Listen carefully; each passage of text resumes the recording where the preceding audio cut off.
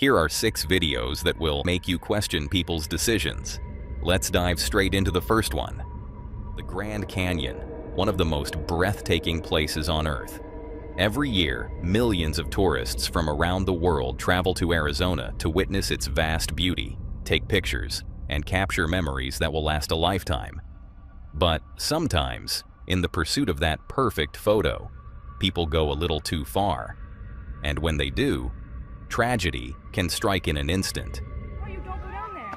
Why you go down there? That's why everybody's sitting over there. They don't want to take a picture. And then you fall and then somebody gets hurt. That's why you don't go down there. That's why there's no trail down there. Oh my God. Where's he at? They fell down Fell over and there. fell off cliff. This footage is from 2020. A 59-year-old woman from Arizona was visiting the canyon, like so many others. She stepped near the edge, trying to get a photo, and slipped. She fell hundreds of feet to her death. Sadly, she's not the only one. Curious, I started researching similar incidents. That's when I found this next video, and it left me stunned. Viewer discretion is advised. He should come back. Is there anybody that works here?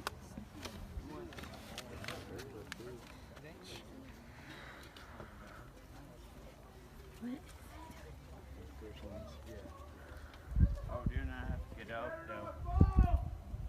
I'm good. Okay.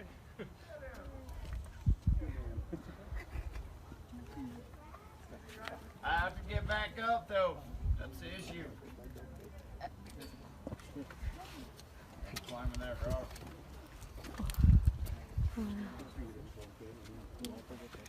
It's going back, man. Just come back. Oh yeah, I'm coming back sometime. Oh, this is fucking beautiful. It is, but... Hey, no native cries, girl. Oh shit, is he okay? Wait.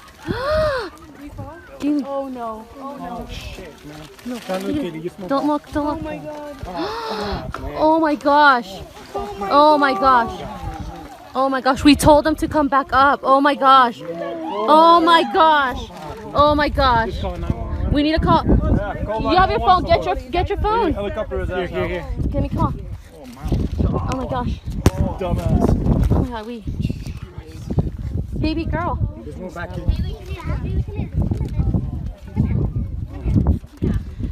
Oh my gosh. Has this ever happened before? He's not moving, huh? He's not moving. Hello? Hello? I don't know. Oh my gosh. A man is seen balancing near the canyon's edge, risking everything for a dramatic photo. Suddenly, he slips, falling several meters and rolling toward a second drop. For a terrifying moment, it looks like he won't stop in time. But against all odds, he survived. He lay completely still, his body barely recognizable beneath the ash. Those watching from the observation point feared the worst and called in a trauma helicopter. It was that decision, made in a moment of panic, that may have ultimately saved his life. Based on reports, the man survived, with only some bruises and minor injuries. But it could have ended very differently. Let this be a powerful reminder. Nature is beautiful, but also unforgiving. One wrong step is all it takes. So next time you're standing on the edge for a photo, ask yourself, is the shot really worth the risk? And obviously, the answer is no. It makes you wonder why people put themselves in situations where things can so easily go wrong. But there's another place where the line gets pushed even further. And you'll see that in the next video. Quick interruption. If you're enjoying this video, why not hit that subscribe button? We're on a mission to hit 500,000 subscribers, and when we do, 3 lucky fans will win a limited edition CreepyVids hoodie or shirt. Right now, 61.4% of you watching haven't subscribed yet. It's completely free, and your support helps us make even more awesome videos. So, don't miss out. Subscribe now, and let's get back to the video. There's something hypnotic about it. A single line stretched high above the earth. No safety net. No second chances. just one step after the other, with nothing but air beneath your feet, tightrope walking. For most of us, it's a nightmare. For others, it's a way of life. It's a test of balance, courage, and control.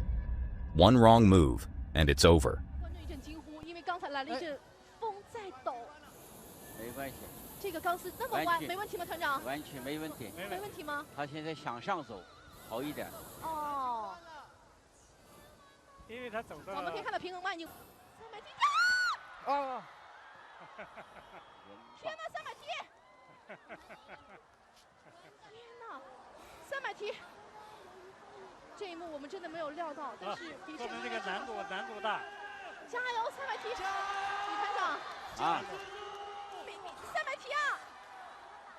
他想骑上那个钢丝。现在的确，因为眼看着快抵达，太可惜了，即将挑战成功。撞谁了？ This Chinese man was lucky he was secured. Otherwise, it could have cost him his life. But some thrill seekers aren't satisfied with just walking the rope. They push it further, backwards, blindfolded, at impossible heights. 刚才在事前，我们跟各位介绍呢，艾斯卡尔的今天的这个是在无保护状态的。那么大家看得到，它上面是有这个保，只能在它掉下钢丝的那一瞬间抓住钢丝才能够起来。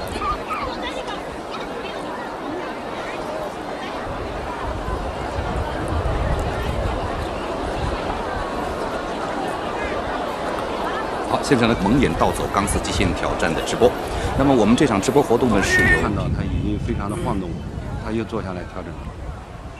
到目前为止已经休息了有3到4次，3、4次的时间了。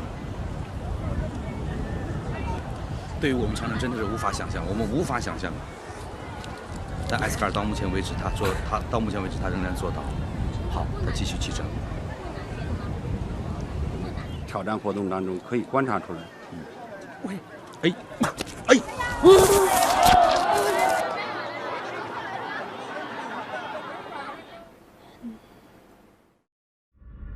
In China, one acrobat attempted to walk 700 meters across a wire, backwards, without seeing a thing. And then, he slipped. For a moment, the world seemed to stop. But somehow, he survived. Minor injuries, a few scrapes. He was lucky, because not everyone is. March 22nd, 1978, San Juan, Puerto Rico. Thousands of feet below, people looked up at the skyline, where a 73-year-old man stood calmly on a narrow cable strung between 2 hotel towers. His name was Karl Wallenda, founder of the legendary Flying Wallendas. Karl had spent his life performing some of the most dangerous stunts ever attempted. He had crossed vast canyons, broken world records, and built towering human pyramids with his family, all without safety equipment. But that day, something went wrong.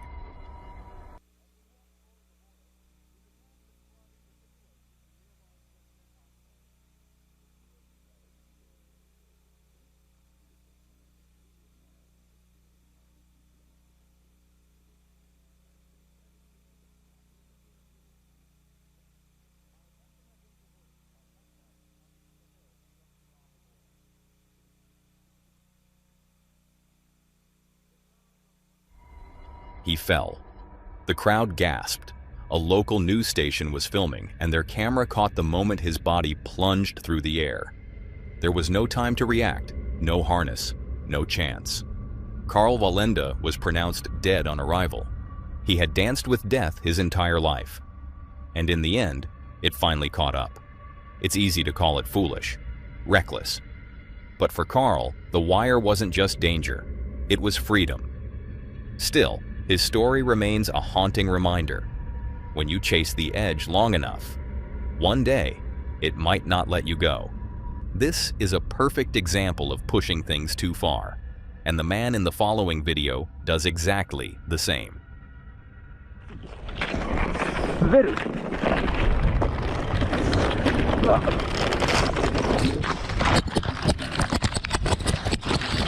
This incident unfolded on October 28, 2019, on the upper slopes of Mount Fuji. where a live stream captured the final moments of a climb that would not be completed. The man behind the camera was Tetsu Shiohara, a 47-year-old who had spent years documenting fragments of his life online. His live streams were simple and unfiltered, often showing everyday routines, hospital visits, and long conversations with viewers. Over time, endurance sports and mountain climbing became recurring themes, with Mount Fuji appearing frequently during the official climbing season, where he successfully reached the summit multiple times while streaming live. In Japanese folklore, the mountain itself is often described as a living presence, watched over by Konohana Sakuya Haimi, a guardian figure said to both protect and warn those who climb Fuji without respect. Stories of strange sensations, sudden unease, or even voices telling climbers to turn back have circulated for generations. Outside of summer, Mount Fuji becomes far more dangerous. After mid-September, trails above the 5th station close. Snow turns to ice, winds intensify, and rescue operations become increasingly difficult. Even during open season, the mountain sees frequent rescues and yearly fatalities. In the off-season, only climbers with proper authorization and full winter equipment are permitted to attempt an ascent. In October 2019, during a live stream following a hospital visit, a viewer casually mentioned wanting to see Mount Fuji in winter. The comment was acknowledged lightly, with no clear plan announced, and most viewers assumed it would never happen. Weeks later, that assumption proved wrong. On the morning of October 28, Tetsu arrived at the 5th station and began live streaming once more. The Yoshida Trail was clearly marked as closed, warning signs were visible, and mountain huts were shut for the season. He continued anyway. His preparation was minimal. He wore light clothing unsuitable for freezing conditions and carried no winter climbing gear, no ice axe, no crampons, no helmet, no emergency supplies, and no headlamp. He brought no food, only a bottle of green tea. His phone and basic hiking poles were his only tools. As he climbed higher, conditions deteriorated. Snow covered the trail, markers disappeared, and the terrain steepened. He acknowledged missing essential equipment during the live stream, but continued upward. By early afternoon, he was alone above the clouds, navigating frozen ground with limited visibility and fading daylight. Near the upper slopes, the trail was buried beneath hard-packed snow. Winds strengthened, temperatures dropped, and the margin for error nearly vanished. Without an ice axe, even a minor slip could become uncontrollable. Despite this, the ascent continued.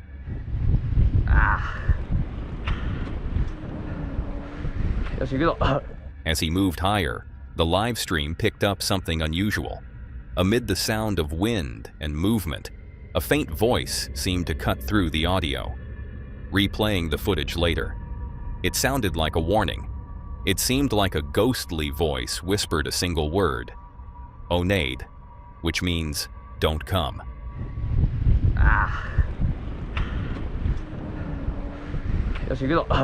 Could it have been the spirit of Sakuya Haim herself warning him? We will never know, but a few seconds later, it all went wrong.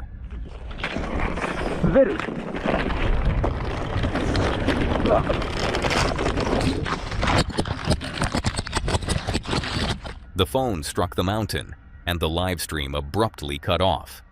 Without an ice axe or the ability to stop himself, he slid down the slope for hundreds of meters. Viewers who had been watching live quickly contacted emergency services, but conditions made immediate rescue impossible. 2 days later, a body was discovered far below the trail. Identification was confirmed nearly 2 weeks afterward. The estimated fall distance exceeded 700 meters. The video sparked endless debate online, but the facts remain unchanged. A closed trail, worsening conditions, and a climb that continued despite every warning. What started as a challenge ended as a fatal miscalculation. Mount Fuji had once been familiar. That day, it was unforgiving. And the exact same goes for this next video. This shocking incident happened at the MGM Zoo in Las Vegas. Visitors gather around the enclosure, eager to catch a glimpse of the majestic lions as they lounge behind the glass. Calm, powerful, and undeniably beautiful, the lions seem at peace in their artificial habitat. But nothing could have prepared the crowd for what was about to happen. In a matter of seconds, the atmosphere changes.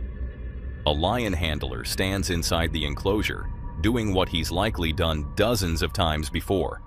But this time, something's different. Let's have a look.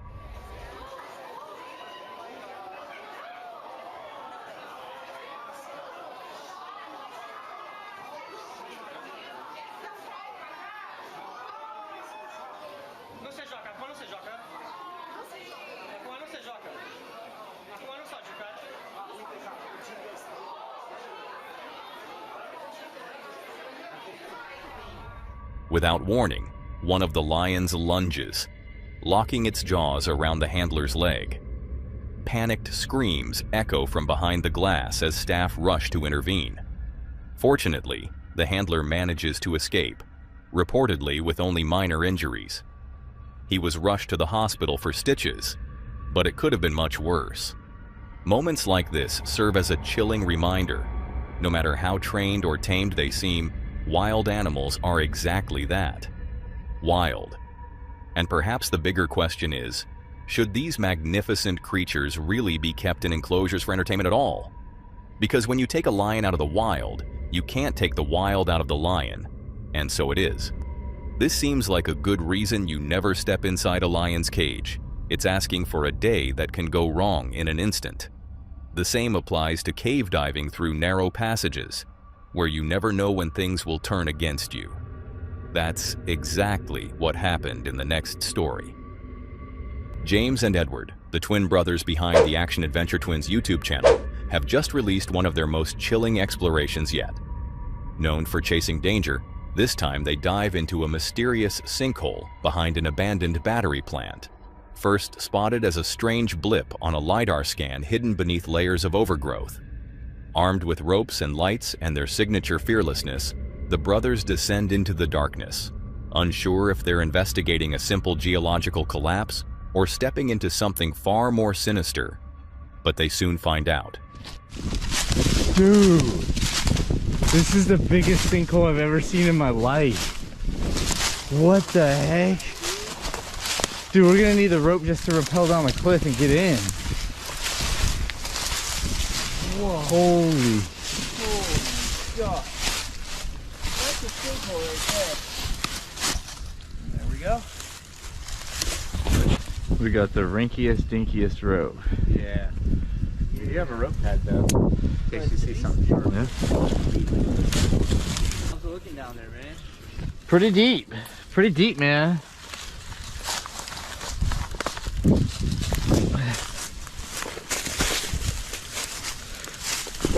Okay.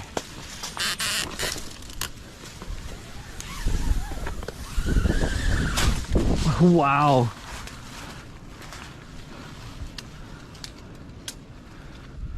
Looks a little sharp on this ledge.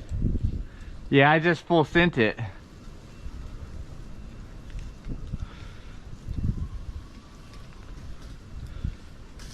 Sweet. Yeah, I don't know about this one, man. Standing at the edge, James looked down into the hole.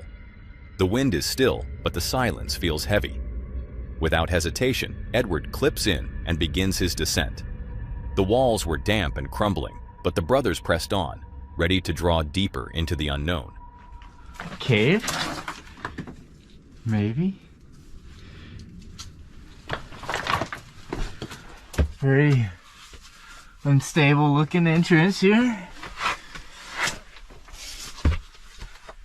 But, you know, you just won't think too much about that.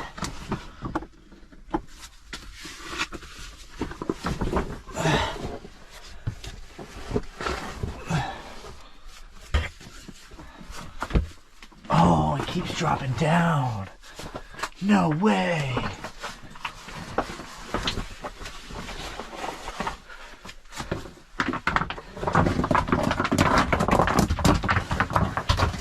Oops. No, it keeps going. Holy shit. Oh wow. It's a cave. It's a full-on cave.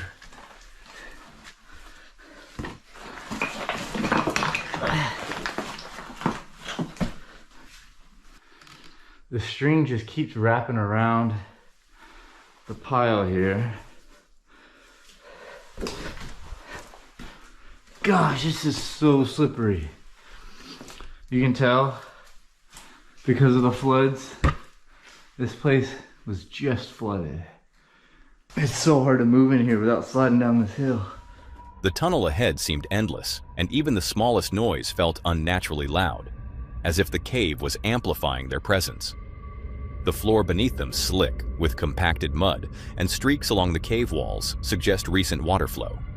Each step becomes slower, more cautious. It seemed at a point that this place was once underwater and could flood again without warning. Heyo. So where's the mudslide we're talking about? We gotta traverse over in this slanting room. No. Okay. Where does the string keep going?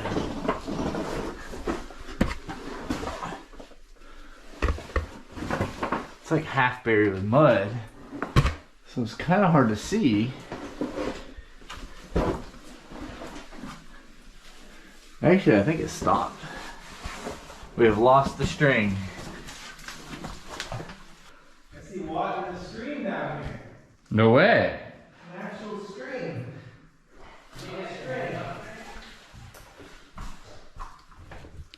Dude, it's a long waterfront.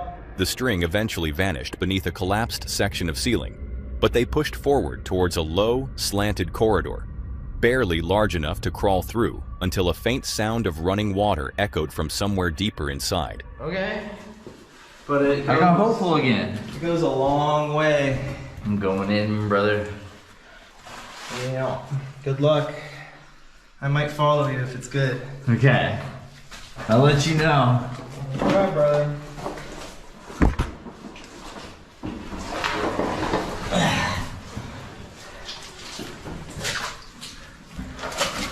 That takes some commitment. You haven't gone this far in yet? I don't know that far.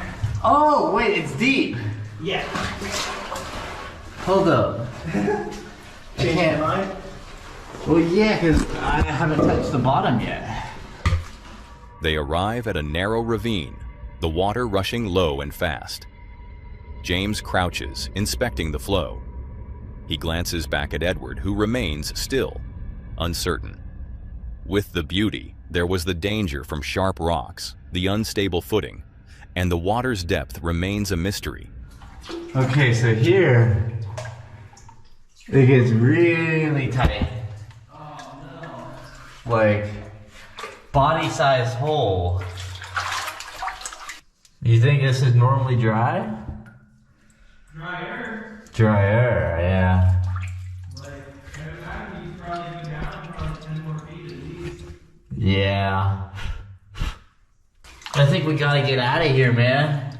Yeah, I think it's a bust. I need to come back when it's drier. Yeah. That is a certified dive tinker up there. Is it?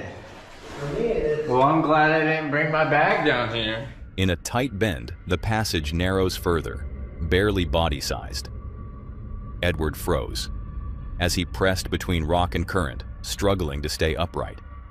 Should I wait? Yeah, dodge and off. There you go. Yeah. Get it, bro. It's cold out here. It's so cold. Look at me, man. It goes that way. What? There's air pumping out of it. What? Yeah. Okay, James just found a tunnel over here, and it's so warm over here. I'm pumping a bunch of air out. We might just send it. You gotta find the cricket. Backtracking toward a second tunnel, James discovers something unexpected. warm air rising from a nearby rockfall. It was a subtle but strange shift.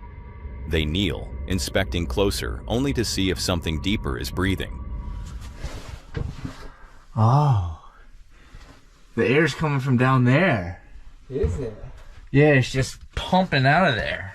Well, there's a way. We'd have to dig it out though. We just gotta move all these rocks. You feeling it? Yeah.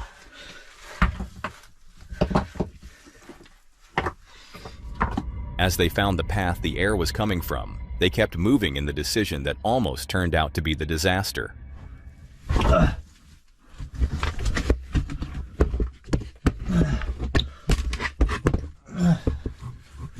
What am I stuck on? You stuck? Yeah. I don't know. I think my chest is stuck on super sharp rock. Oh. Yeah, this one. Out? Just didn't quite dig it out enough.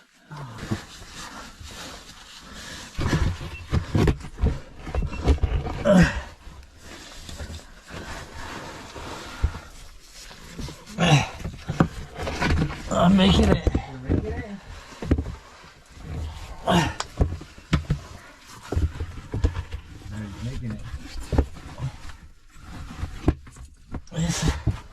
This is where all the air is blown out of.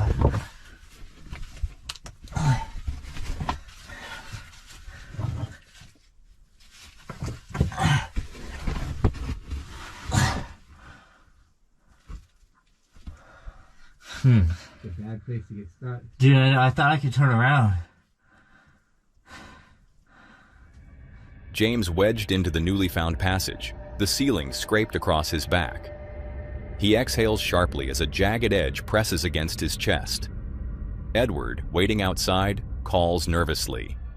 Inside, James mutters, trapped now in a tunnel too tight to turn back. Oh, this is bad.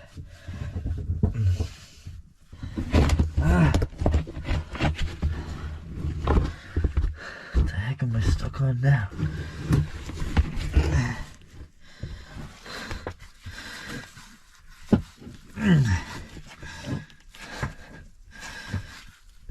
None of those will budge. I just gotta send it.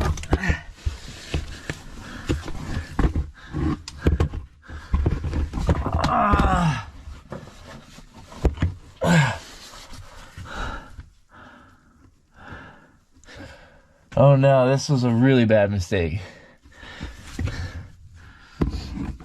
Oh, this was a really bad one. Where's the air coming from? I don't care anymore, honestly. Now, my kneecaps are at an angle where they're stuck. And now I'm more of a slanting position. Can you see where my kneecaps need to go? No. Oh my gosh.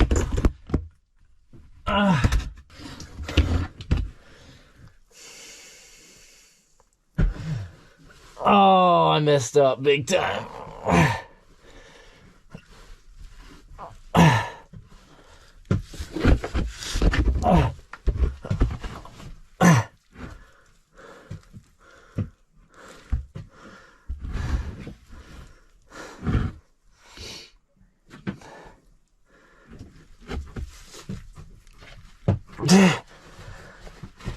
Ow! The camera shakes as James groans, his legs pinned awkwardly, knees braced against stone, spine bent sideways. There's no room to stretch, no way to leverage. Panic hovers close, but he presses on, inch by inch, gritting his teeth against the weight. Behind him, Edward can't see. He can only wait and listen. Now it's really on my spine. I dropped another inch in.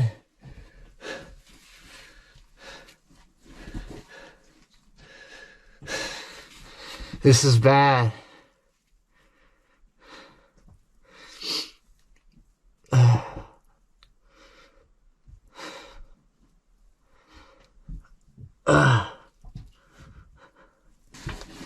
What's happening down there? Ah! It's like I'm vertical now. Ow! Ah!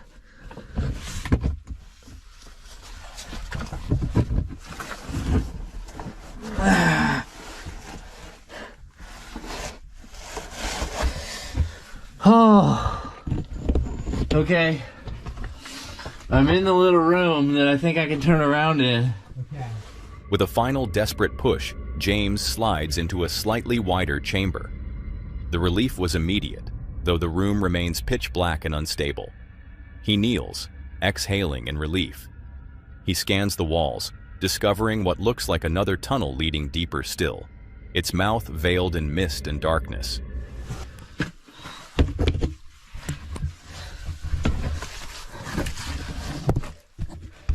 Oh.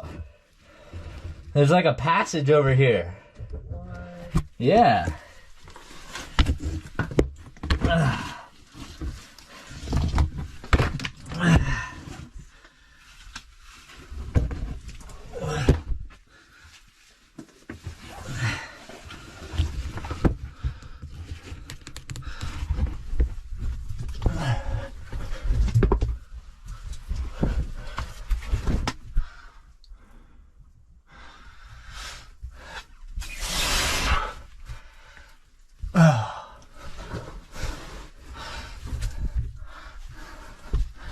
I don't know, I think it dead-ended.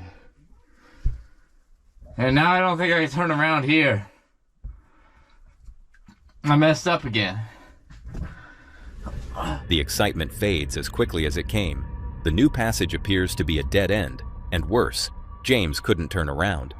The once wide chamber narrows again behind him, and his only option was either dig or risk squeezing back through the tunnel that nearly trapped him.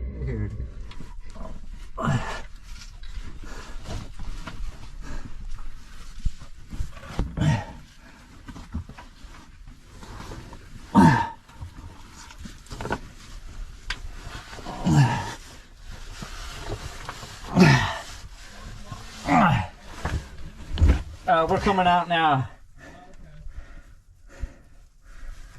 He's just at the tightest part.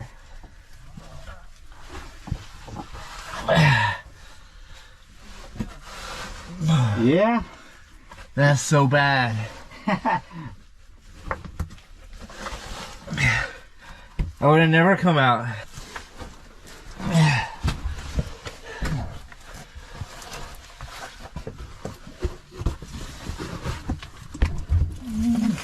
This whole thing needs to get widened out. I know.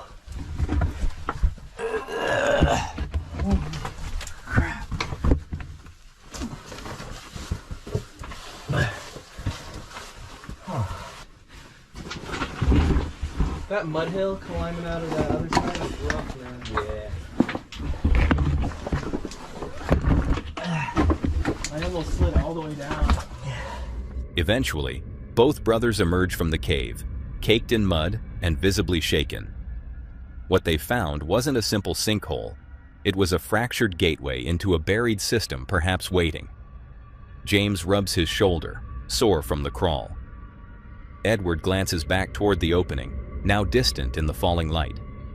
Beneath the surface of our world lies hidden chambers shaped by time.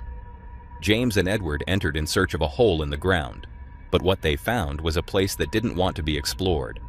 Some tunnels breathe, some pull you in, and sometimes, the deeper you go, the harder it becomes to come back. Let it be a lesson for them to always stay aware of their surroundings. Speaking of surroundings, sometimes the most dangerous thing you can encounter isn't the environment. It's other people, especially when you're not prepared to defend yourself. That's exactly what happened to Grizzly Gaz. Grizzly Gaz is an avid outdoorsman from the UK who records his solo camping and wilderness explorations around the island. Sometimes he takes his viewers to sites tied to local lore, historical events, and mysteries. And sometimes he just documents his overnight backpacking trips with his French bulldog. This encounter was meant to be one of the latter. He had a new tarp shelter and a sleeping bag he was going to review. That was supposed to be it. An uneventful overnight camping trip in the peaceful woods of Yorkshire. That is, until things took an unexpected turn after nightfall. In a rush to set up camp before the dark of evening settles in, our adventurous YouTuber Gaz packs up his gear, his food, and his dog, and sets off into the woods. There's still enough light left above the horizon to find an isolated spot to make camp deep in the woods. He's hoping to find a good, lonely place, a decent way away from any other potential campers. It's about 7:45 at night, so I need to get to camp because I need to do a bit of fire prep. Anyway, let's get to camp, shall we? Let's stop blabbering on. As light is fading fast, Gaz decides to clear the campsite and set up. I'm going to clear all that crap up, sort fire pit out, find me grill, set tent up. I need to try and get a fire going now as well, and it's been pissing it down. But first, let's have a beer, shall we? Got these off next door neighbour. After finishing his beer and waiting for the rain to stop, Gaz decided to light the fire. And that's when the first unsettling events of the night began. Alright, let's see if we can get this going, shall we? Let's fuck that off. Get some of this oak at the bottom.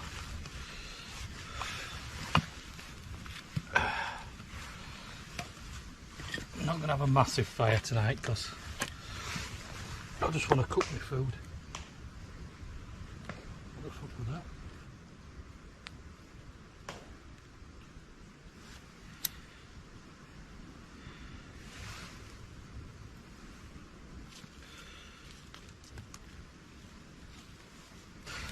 I'm just trying to use what them idiots have.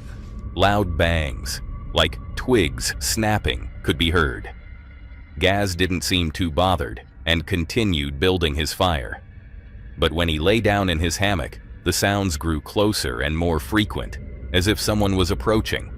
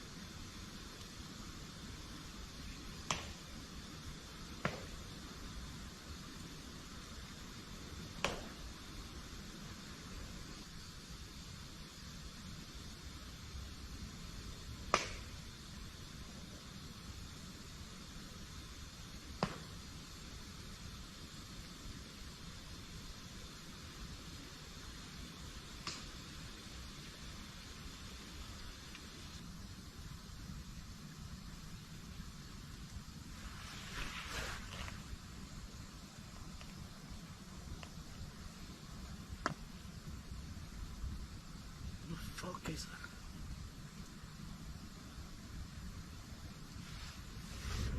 Trying to brush off his unease, Gaz decided to cook some steak and chicken for dinner, and it seemed it helped. Gaz is expecting a quiet night with the slow crackle of the campfire and the scent of the recent rainfall in the air. But unfortunately for our brave YouTuber, he's not the only one in the woods tonight.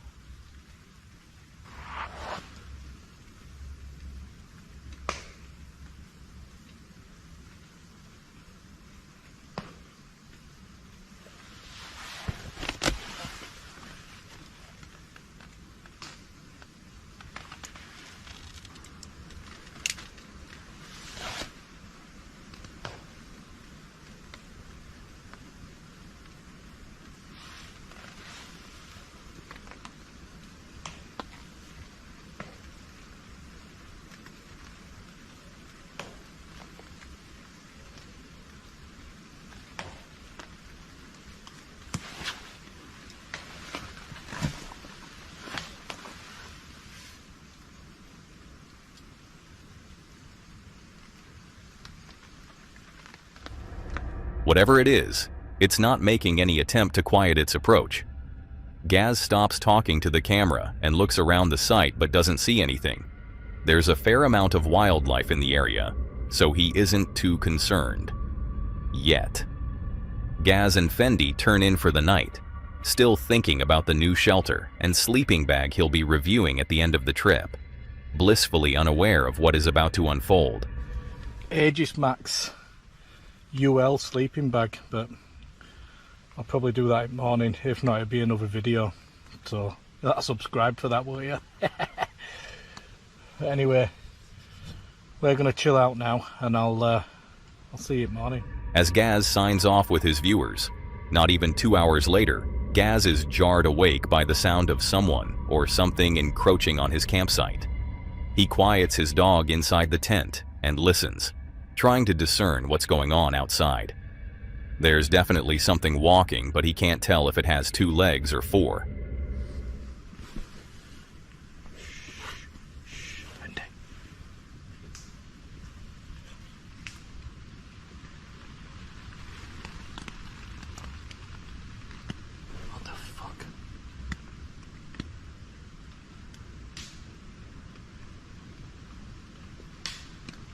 What the fuck is that?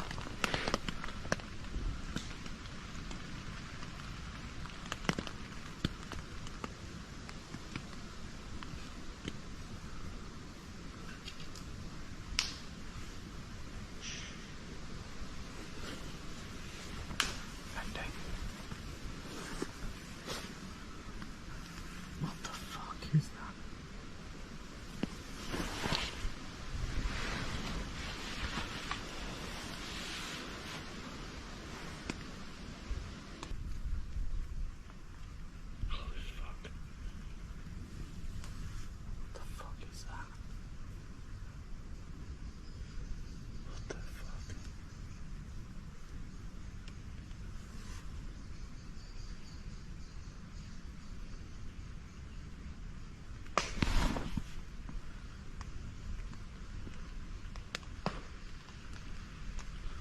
Come on, someone's fucking with us. I've got to be fucking with us, haven't they?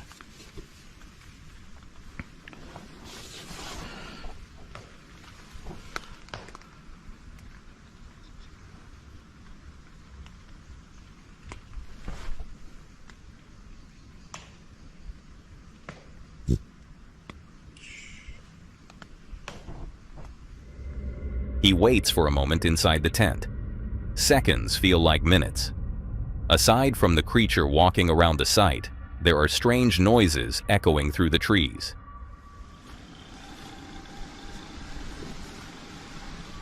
At first, it sounds like chirping, maybe crows or ravens, but the sound slowly deepens and becomes something completely unrecognizable.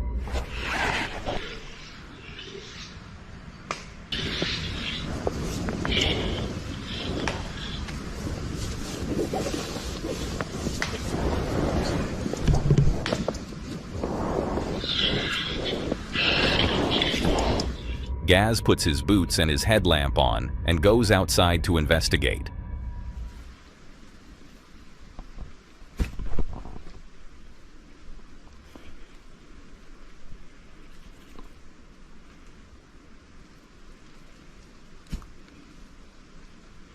I know it's someone fucking with me. Got a big dog here. And a nice knife with your name on it.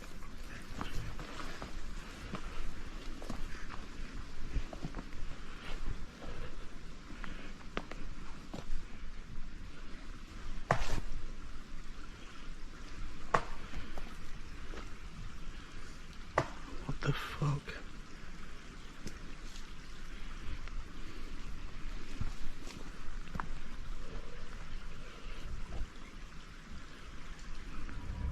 Thinking maybe it was those campers that left all the garbage behind.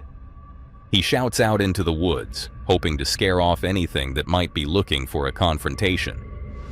Oh, this fucking wind's picked up now. Can't hear anything.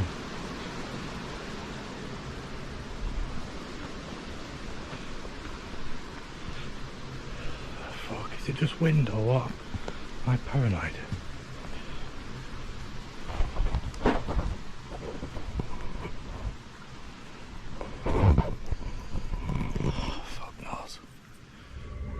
Gaz keeps on searching, but can't find the source of the noise. Whatever it is, it's keeping itself hidden in the shadows. He knows full well it's still out there, but there's not much he can do if he can't see what it is. In fact, it might be more dangerous to be standing alone out in the open. So, he retreats back into his hammock. I think my mind's playing tricks on me. I kept hearing twigs breaking or branches breaking. You alright, mate? It's alright, chill out. And I heard it sounded like a pig, but we ain't got any pigs over here. In England, well, not that I know of anyway. It seems to have fucked off now anyway, whatever it were. Fendi, will you just chill out a minute, mate? I'm trying to listen. I know you're not bothered about listening to out.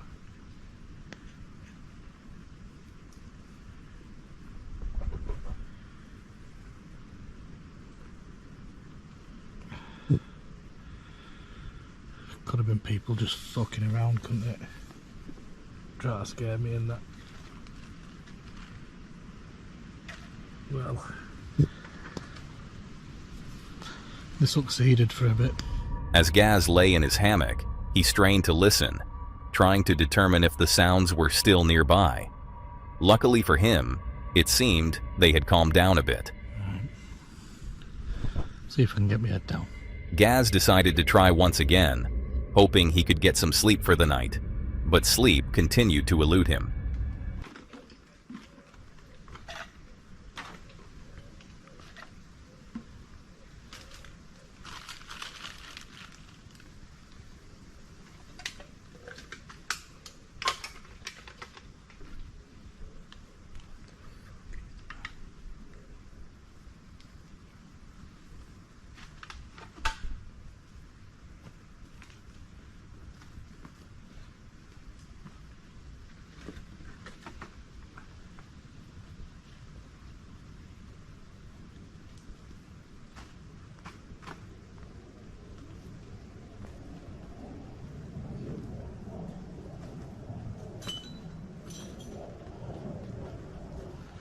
As Gaz called out, footsteps could be heard retreating, as if someone was walking away.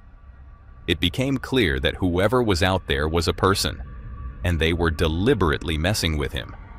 But why? Who would do such a thing? Questions raced through Gaz's mind, unsettling him even more. Whoever it was clearly wasn't in their right mind, which made the situation even more terrifying. Staying put felt dangerous, but he didn't see another option. Walking through the bushes with that creep possibly watching him didn't seem like a good plan either. Someone just fucking about. It's gotta be.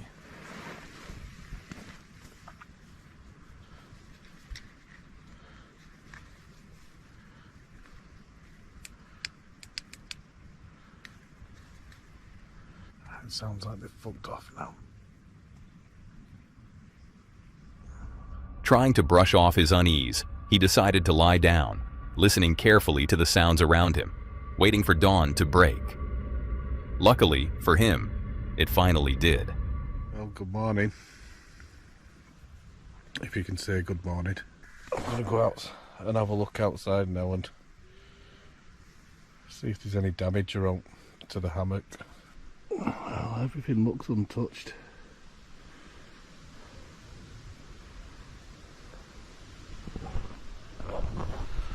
I'm gonna get out and check everything. As Gaz checked his belongings, to his surprise, everything was still there, untouched. Relieved, he decided to pack up and leave the forest and its eerie occurrences behind. Unlike some campers, Gaz hadn't brought any kind of weapon with him. It wasn't part of his setup that night, meaning there was nothing he could rely on if the situation had escalated beyond control. As he made his way out, Gaz felt grateful to escape unharmed, but the questions lingered. Who was that person, and why were they in the woods? Gaz had set up his tent in a remote area that required a challenging hike and significant effort to reach. It wasn't a place anyone would stumble upon by accident. Unfortunately for him, these questions remain unanswered. But one thing is certain, he won't be going back anytime soon. But if you thought camping deep in the woods without a weapon was a bad idea, wait until you see the next video. His decision was far worse. Just the thought of lying in a dark box, underground, slowly running out of air, it's a fear that taps into something primal. But for some, that fear wasn't something to avoid. It was something to turn into a spectacle, a challenge. The most famous person to ever try it? Harry Houdini. The legendary escape artist made several attempts at the buried alive stunt. The first time, he was placed in a casket and buried under 6 feet of dirt. He actually punched through the surface and almost made it, but passed out before he could finish the escape. People thought he was dead. He wasn't. But he came close. He tried again. Twice. Survived for over an hour each time. But he never quite made it out on his own. He always needed help getting pulled out. Houdini swore he'd try again in 1927. He believed that would be the year he'd finally do it. But he died before he could. And ever since, the buried alive trick has become a kind of holy grail for magicians and escape artists. The one stunt even Houdini couldn't pull off. Fast forward 66 years. Halloween, 1993. A man named Bill Shirk decided to give it a try. Live, on TV. He wanted to honor Houdini, but also to raise the stakes. Not just buried, but buried in a coffin, handcuffed, with cement poured on top instead of just dirt. From the start, things felt off. Shirk was worried. He said the grave was too wide and long, which changed how the stunt would work. I got a bad feeling about this thing. As the first layer of dirt was shoveled on, he used his walkie-talkie to tell his crew to stop everything. He wanted out, but it was too late. Cameras were rolling. The audience was watching. He changed his mind, told them to keep going. Cement was poured. It began to harden. And then, something terrifying happened. Decides to go ahead. I think we gotta go. Tons of concrete are poured. Suddenly, the concrete sinks. The coffin has been crushed. The level of concrete suddenly dropped. Big bubbles rose to the surface. Then, a loud splash. The crew froze. There was only one explanation. The coffin had caved in. The cement and dirt rushed in, crushing everything inside. A rescue team jumped into action, but people feared it was already over. If the weight hadn't killed him, the lack of oxygen probably had. A backhoe digs and digs, and crucial moments pass. Shirk cannot be found.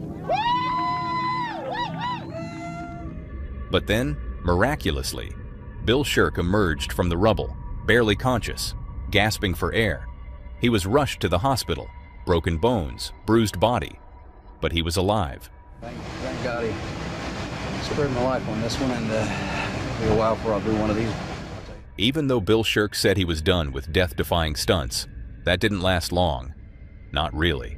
He was back at it not long after, trying the same kinds of escapes that almost killed him. And sometimes, the results were nearly just as bad. Shirk climbs in the casket. The snake goes in first, but there's a problem, and Shirk has to get help. But as lucky as Shirk was to survive, not everyone was. 2 years before Shirk's near-death experience, Joe had tried the same trick, buried in a plastic and glass coffin with cement and dirt poured on top. It was his shot at fame. He'd already done a buried alive escape once before. 6 feet of dirt, wooden coffin, and he survived. But this time, things were different. He didn't test the coffin. He didn't test the cement. He didn't have a rescue plan. The crowd was there. His parents were there. A TV crew was rolling. And then, it happened. It was a cold night anyway, and when it sunk, I just knew trouble. We're in trouble. And it's not fun anymore. Much like the footage from Bill Shirk's near-fatal escape, the level of cement and dirt during Joe's stunt suddenly began to dip. But this time, it happened in a much more dramatic fashion. The cave-in was so violent, I'm honestly not even sure I'd be allowed to show it on YouTube. According to several eyewitnesses, the weight of the cement completely crushed the coffin. There was a deafening crash, followed by instant panic.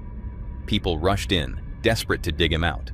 But without any kind of rescue plan, things spiraled into chaos.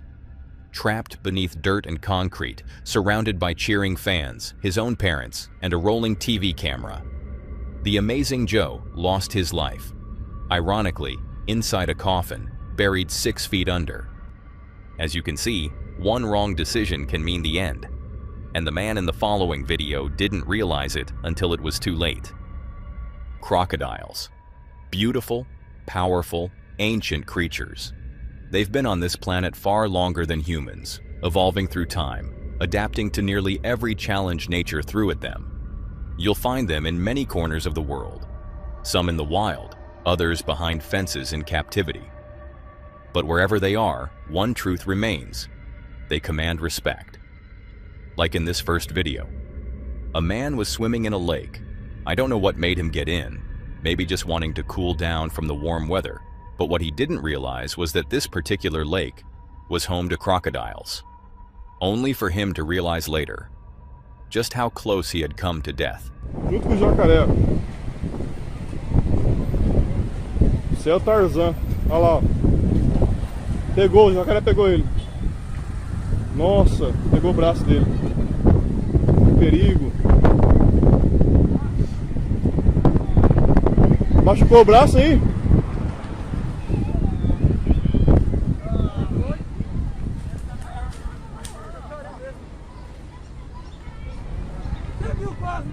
Miraculously, he made it out alive, with only a few injuries, including a bite to his shoulder.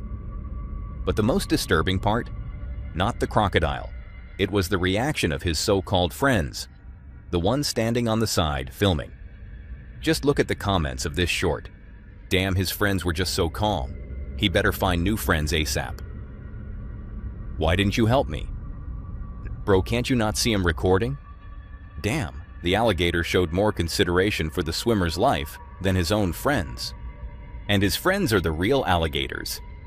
And sadly, they kind of have a point. If I saw a friend being chased by a crocodile, I wouldn't be filming. I'd be doing everything I could to help. That's all for today, folks. If you want to see more of this creepy content, click on the video on screen.